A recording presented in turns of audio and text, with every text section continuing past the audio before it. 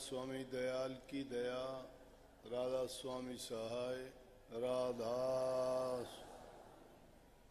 प्यारी साध संगत जियों, भाइयों बहनों बच्चों, जितने भी आप सत्संग लाभ के लिए आए हो,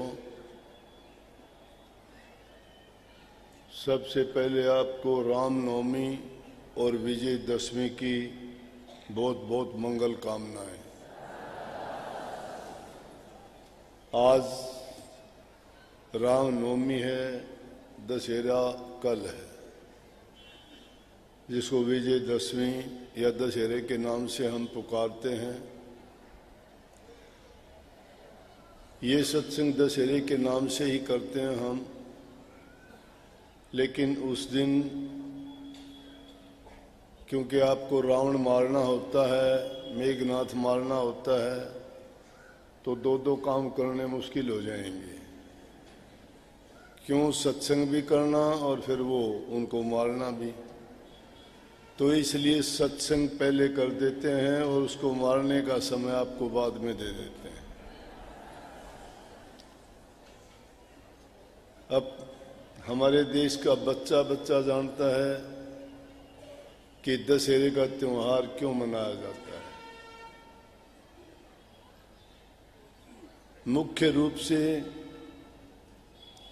श्री रामचंद्र जी ने इस दिन, दशहरे के दिन, लंका के राजा रावण का वध किया था, जो एक बहुत ही आतताई, निर्दयी, कपटी लंका का राजा होता था।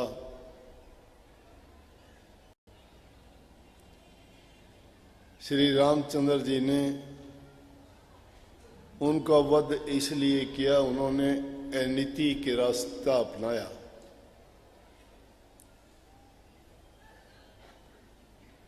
बहुत कुछ हमें सीखने से मिलता है। चारों वेदों को हम कहते हैं कि ज्ञान के भंडार हैं, परंतु मैं तो यहाँ तक कह देता हूँ कि रामायण हमारा 5वां वेद है। शायद चारों वेदों को तो पढ़ने में हमें बड़ी कठिनाई आती है, उनके श्लोकों की, उस भाषा की, उन शब्दों का व्याख्या करना, उनको समझना बड़ा कठिन है। उसमें वर्णित जो मंत्र हैं निस्संदेह बेशकीमती हैं, बड़ा ज्ञान उनमें भरा हुआ है, लेकिन जब समझ में ही नहीं आएगा तो उस ज्ञान का हमारे लिए क्या महत्व होगा। परंतु रामायण को समझने के लिए कोई मुश्किल बात नहीं है। एक नहीं अनेकों रामायण लिखी गई। वाल्मीकि जी ने अलग लिखी, तुलसीदास जी ने अलग लिखी, और भी अनेक भाषाओं में उस रामायण का, रामचरित्र का पूरा वर्णन उनमें थोड़ा बहुत, किसी में कमो बेश भी हुआ होगा, लेकिन सब ने उसका वर्णन जो किया है वो समझने में बड़ा आसान है। समझने का मतलब क्या कहता हूं मैं, बातें अनेकों सुनते हैं, करते हैं, हम कहते हैं, लेकिन जो बातें कहते हैं और उनको हम करते नहीं, तो उन बातों का कहने का कोई महत्व नहीं रह जाता। जो बातें सुनते हैं और सुनने के बाद में अपने जीवन में उनको नहीं अपनाते, तो उन बातों का सुनने का कोई महत्व नहीं है। इशारा मेरा किस तरफ है कि सत्संगों में महापुरुष हमें अच्छी से अच्छी बातें, ज्ञान की, भक्ति की, वैराग की, जीवन के सुधार की, घर गृहस्थी में शांति से जीने की, किस प्रकार से अपने जीवन को सुखी जिए, इन सब बातों को बहुत भली भांति समझाया और बताया जाता है। लेकिन उन बातों को सुनते हैं, सुनने के बाद भी उनके विपरीत जब काम करते हैं तो उन बातों को सुनना नहीं कहो, वो ज्ञान नहीं है, वो फिर भी अज्ञान ही है। हर साल ये 10 दिन में पूरी रामायण का चरित्र वर्णन किया जाता है कि श्री रामचंद्र जी कौन थे, माता सीता कौन थी, लक्ष्मण कौन था, रावण कौन था, विभीषण कौन था, हनुमान जी ने क्या किया था। सब बातों को बहुत चाव से देखते हैं, सुनते हैं, करते हैं। और किस बात को उजागर किया जाता है उसमें? वो विशेष रूप से सत्संग ही है।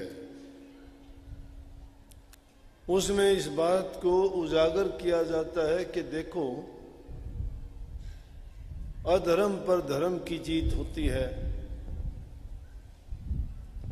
सत्य की जीत हमेशा होती है, पाप कर्म का नतीजा बुरा ही निकलता है, और अच्छे काम का, धैर्य रखने वाले का, शांति से जीने वाले का परिणाम अच्छा होता है। एक बात को ना लीजिए, रामायण की अगर एक एक बात को आप सुनोगे तो हमारे जीवन से अलग नहीं है वो।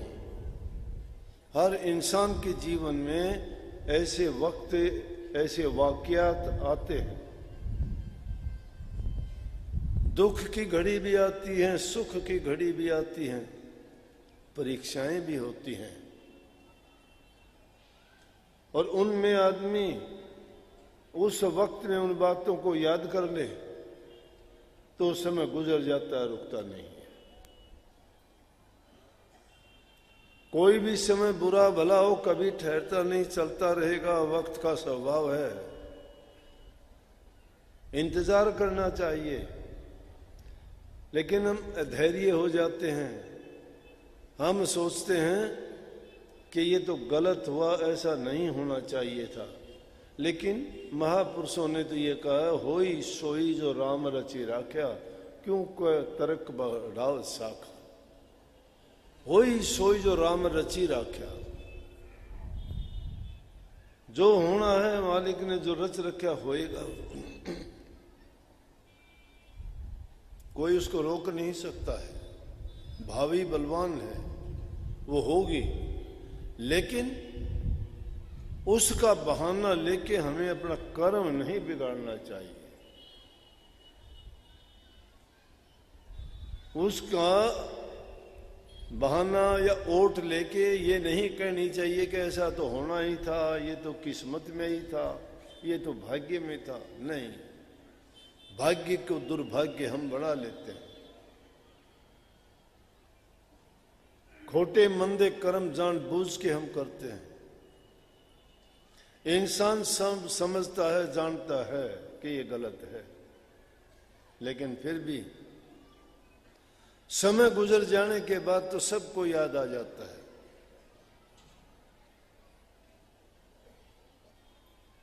महाभारत में भी द्रौपदी जी के जब दुशासन उसको घसीटते हुए सभा सदन में लेके आए और द्रौपदी जी पुकार करने लगी, कभी भीम को कहती है, कभी अर्जुन को कहती है, कभी युधिष्ठिर को कहती है, कभी गुरु द्रोण को याद करती है, कभी राजा धृतराष्ट्र को याद करती है, कभी भीष्म पिता को कहती है कि देखो मेरे साथ अन्याय हो रहा है। लेकिन जिसको कहना चाहिए था उसको नहीं कर पाई। उसने खुद माना अपनी जिंदगी में कि अगर मैं उस टाइम पे श्री कृष्ण जी को सबसे पहले ही याद कर लेती तो मेरी हालत होनी नहीं थी। ऐसा कुछ होना ही नहीं था। किसी की भी हिम्मत नहीं थी कि उसको छू भी देता। लेकिन क्योंकि वो अपनी बुद्धि से, अपनी समझ से इन दुनियादारों के लोगों पे विश्वास कर बैठी, इंसान को समझ बाद में लगती है जब वो कुछ ऐसा कर्म कर बैठता है, लेकिन एक बार जो कर देता है तो उसे गलती को अगर मान के तौबा कर लेता है, जीवन संवर जाता, फिर नहीं करता। परंतु जो एक बार करने के बाद में दोबारा करता है तो फिर उसकी आदत में शुमार हो जाता है, उसको फिर भले बुरे का, पाप पुण्य का बोध नहीं रहता, मैं क्या करता हूं। जिसको बोध नहीं रहता वो कुछ भी करता रहेगा। परंतु धर्म की नीति पर चलने वाले, भक्ति करने वाले, प्रभु का नाम जपने वालों को अपना मन पवित्र, ऊंचे ख्याल, पवित्र जीवन जीना चाहिए। और उस शुद्धता और पवित्रता के लिए मैं कहता हूं इस ग्रंथ को ही आगे रख ले कि हमारा जीवन में कर्तव्य क्या हो, माँ बाप के प्रति हमारा कैसे कर्तव्य हो।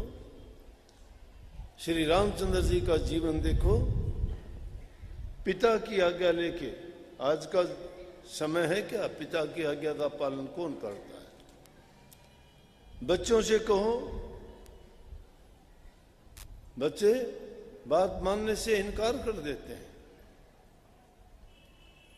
अगर उन बच्चों को संस्कार दिए जाएं, ऐसे ग्रंथों का अध्ययन कराया जाए, उनको सिखाया और बताया जाए कि संतान को पितृ भगत, मातृ भगत, श्रवण कुमार की तरह से होना चाहिए, मर्यादा पुरुषोत्तम राम की तरह से होना चाहिए।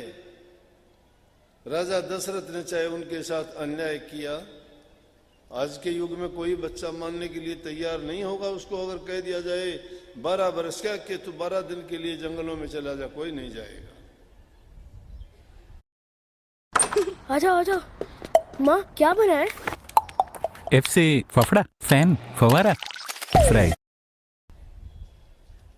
लेकिन हंसते हंसते उन्होंने स्वीकार किया, शिक्षा मिली कि पिता के आज्ञाकारी बनो, गुरु की आज्ञा को ना भूलो। अब गुरु नाम के हैं, नाम के माँ बाप भी हैं।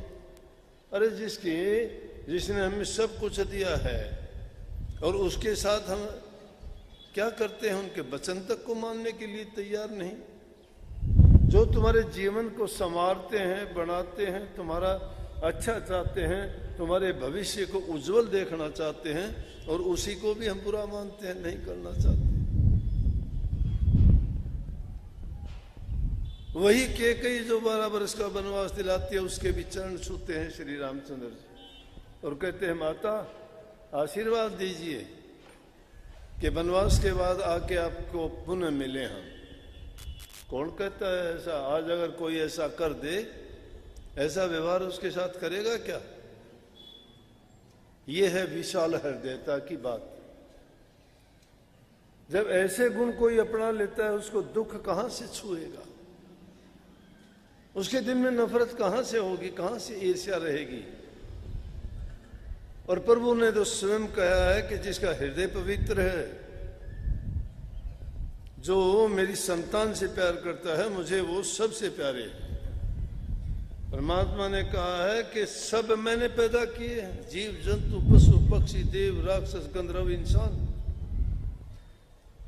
लेकिन उन सब में सबसे प्यारे मुझे इंसान है।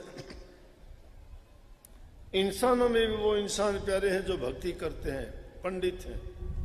पंडित घर में जन्म लेने से पंडित नहीं हो जाता। पंडित वो होते हैं जो नेक कर्म करते हैं, धर्म के रास्ते पर चलते हैं, वेद पाठ करते हैं। वेद पाठी कहते हैं, पंडितों में वेद पाठी पसंद है। और उनमें भी मुझे वो सबसे उत्तम लगते हैं जो प्रभु की भक्ति करते हैं। और उनसे भी उत्तम मुझे वो लगते हैं कि प्रभु की भक्ति करने वालों की सेवा करते हैं। मैं उन लोगों के हृदय में रहता हूं जिनके हृदय पवित्र हैं। तो हृदय की शुद्धता और पवित्रता का भी सोचते हैं ना। कितने नाम हैं, कितने पंथ हैं दुनिया में, अनेकों नाम हैं, अनेकों धर्म, पंथ, मजहब हैं। मन मर्जी के नाम किसी भी मान लेंगे हम इस बात को कि प्यार से उस मालिक को किसी नाम से भी याद करो, मन की वृत्तियों को एकाग्र करके शुद्ध चित्त से और पवित्र मन से जब उनको याद करोगे वो दूर नहीं, हमारे पास में ही है। लेकिन बात यह है, जब तक हमारा कर्म अच्छा नहीं है, मन पवित्र नहीं है, सोच हमारी अच्छी नहीं है, वचन हमारे मीठे नहीं हैं, तब तक सारी बातें मिथ्या नजर आती। रावण की भी ये अवस्था नहीं होनी थी। अकेला रावण का दोष नहीं है, प्रकांड पंडित था। अनेकों गुण थे, लेकिन अनेकों गुण होने के बाद में भी वेदों का टीकाकार था, जानकार नहीं, टीकाकार, बड़ा प्रकांड पंडित, लेकिन कर्म खराब था उसका। जो उसका एक बुरा कर्म था, उस कर्म के कारण आज तक उसके कर्म का फल, उस परिणाम उसको भुगता नहीं गया। अब भी उसके पुतले बना बना के उसको याद करके आज भी उसको जलाते हैं। रावण तो नहीं जलता, लेकिन याद नहीं करते कि क्यों जलाते हैं, उससे समझ नहीं लेते कि इसके जलाने से क्या होगा। हमारे मन के अंदर जो शैतान बैठा हुआ है, जो रावण जैसे कर्म करवाता, इसीलिए संतों की सोबत संग संगत करना चाहिए। महापुरुषों के पास जाओगे, वो तुम्हारे बुरे विचारों को छुटवाएंगे, अच्छे गुण तुम में भरेंगे, और इतना ही नहीं, उनके साथ साथ प्रभु की भक्ति करने का तरीका भी बताएंगे। और उनमें भी सबसे उत्तम तरीका यही है कि जो भटका हुआ मन है, जो शैतानियां करता है, इस मन को साधने के लिए कहेंगे कि अपने मन को प्रभु की भक्ति में लगाओ, बुराई से हट जाएगा, धीरे धीरे करके सत्य मार्ग पर चलेगा, तो तुम्हारा जीवन भी। इसलिए बुरा करने के बजाय अच्छे काम करो। संतों के संग में जाने का फायदा, जो पारस के परस से लोहा कंचन हो, त्यों संतों के संग से जड़ से चेतन हो। जिस प्रकार से पारस पत्थर लोहे से छू दिया जाए तो सोना बन जाता है, पारस के परस से लोहा कंचन हो, उसी प्रकार से कहते हैं कि संतों के संग से जड़ से चेतन हो जाता है। जड़ कहते हैं मूर्ख, बुद्धिहीन, ठोठ, जिसको कोई ज्ञान समझ नहीं, और वो कहते हैं वो जड़ से चेतन हो जाता है, बुद्धिमान हो जाता है, ज्ञानवान हो जाता है। मूर्ख से मूर्ख भी, क्योंकि गुण है ये संतों में उनके संग का, संगत का, उनकी सोबत का। जैसे कि संग करोगे वैसे ही गुण हम में आएंगे। अब संतों का क्या है, संत जिसके पास जो चीज है वही तो देगा आपको। संतों ने नाम की भक्ति कमाई है, उनके पास जाओगे दूसरी चीज नहीं है, नाम की भक्ति ही आपको देंगे। और नाम की भक्ति में संसार के सारे पदार्थ और सारी चीजें आ जाती हैं, एक नहीं। सुख, शांति, सबर, संतोष, धैर्य, सब चीजें उसी में हैं। संसार के पदार्थ हमारे पास कितने ही हो जाते हैं, क्या धैर्य आता है? क्या किसी को शांति मिलते हैं? क्या कोई कहता है मैं तृप्त हो गया किसी चीज से? धन वालों के पास कितना ही धन हो, तृप्त नहीं होते हैं। कितना बड़ा परिवार हो, तृप्त नहीं होते, वो कहते हैं हम दुखी हैं।